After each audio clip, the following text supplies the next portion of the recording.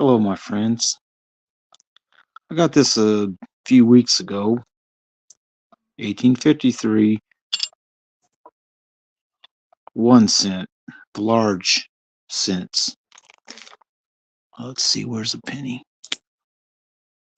Compared to the modern small cent, it's quite a bit bigger. Now let's go ahead and talk about what I got today. So I got a few items. Well, actually, I got these a couple 3 days ago, and I got some stuff today too. All right.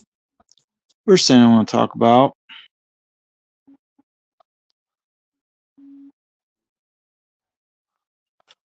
is this thing, which is the New York World's Fair. This one's for the music hall. It's a little medallion. I've seen people try to sell these online for about $10 or something on eBay, but this is not really worth that much. I don't believe it to be silver. I don't really think I'd pay more than $1 or two for it, by my suggestion. Kind of neat little piece of history. Now, every now and then, you might get a chance to buy something like this. It's 2 cents, and it's 1864. Well, you'll be able to see the date. That's a Civil War item. There's at least another year for the Civil War to go on. This too is quite a bit bigger than modern cents, but smaller than, where'd it go? Than the old 1 cent here. Now, went by my one coin dealer, and he had a few of these old 1 cent ones that are pretty beat up. This one,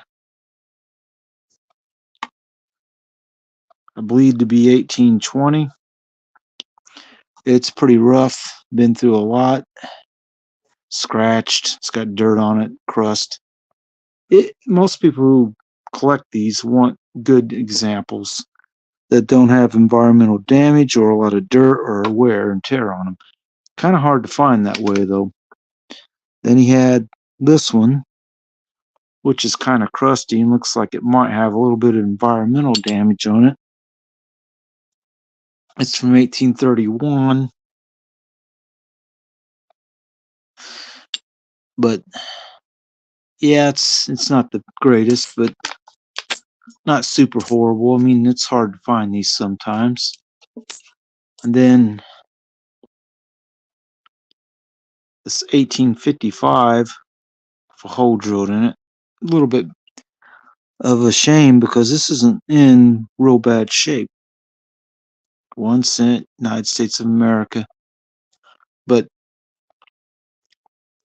so didn't pay very much for all this. Keep that in mind. Even this one I got a few weeks ago from him. One I did pay a little bit more for is this one. This is an 1848. A little bit of wear and a little bit of dirt on the back. United States of America, 1 cent, the large pennies. Now, it does say $45, but I didn't pay $45 to get it. Matter of fact, this and all these was less than $45, and including a mercury dime with a hole drilled in it that I also got from my coin dealer. This one's a 38. But altogether, this did not cost me that much. $45.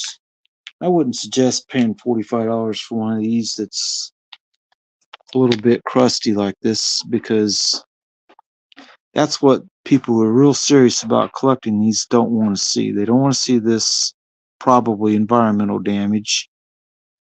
They probably wouldn't mind the wear and tear. It's not that bad. I mean, it's circulated some, but it means it was used and does have a little bit of a rim ding on it. But it's a pretty nice example of these compared to what other ones I have.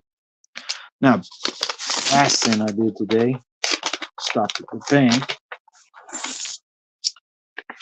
I was able to pick up some dollar coins. A lot of these there's really not a whole lot to say. I mean, got some Susan B. Anthony's in here. Looks like 4 of them. And fairly common to get 79s. Another 79, P and D. And then this is another Denver. But this one's a little bit rarer to get in the wild. It's a 1980. They made quite a few, and it's looks like might be a P or an S. It's kind of hard to tell. Looks kind of like an S to me almost, but I kind of think it might be an S Mint one. So it's a little bit lower mintage, quite a bit lower than the 79. But to give you an idea how big these 1-cent coins are, they're just a hair bigger diameter than the dollar coin is. Now, I got a few Sacagawea dollars in this. Again, I'm always looking for 2000 Philadelphia. This is a Denver one. And I'll explain to you why I'm looking for the Philly as soon as I know I got one here. Here's one. I'll explain again that if this one doesn't have it, there's die cracks that make the Wounded Eagle type. People are willing to pay quite a bit for them because they're not real common, and it's a mint error. Now, another 2000D, another 2000P. They made a lot of Philadelphia ones in 2000, so that's why you run across these quite a bit if you get dollar coins. All right, I don't see any sign of having a Wounded Eagle on that one. Let's look at this one, a little darker. Even dark, it would be worth some money.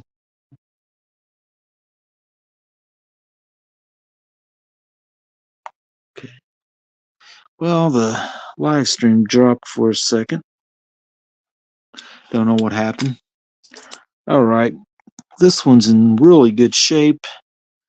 Barely circulated, as you can tell by how the mint luster goes, and even up on the cheek and nose a little bit. This was actually a Wounded Bird one, or Wounded Eagle. It would be pretty good, but it is not. So anyway, I think I'm having a little trouble with my Wi-Fi, so I'm not going to go on much longer. Somebody stopped by during the chat but never said nothing. So I'm going to go ahead and, someone's apparently watching right now. Say hello if you would. And have a look at a large cent from 1848.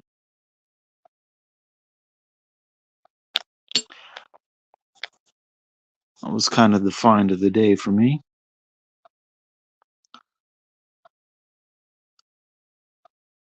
Kind of neat. Anyway, I'm not staying on much longer. I hope everyone has a good night because it's pretty much all I got. See you next time.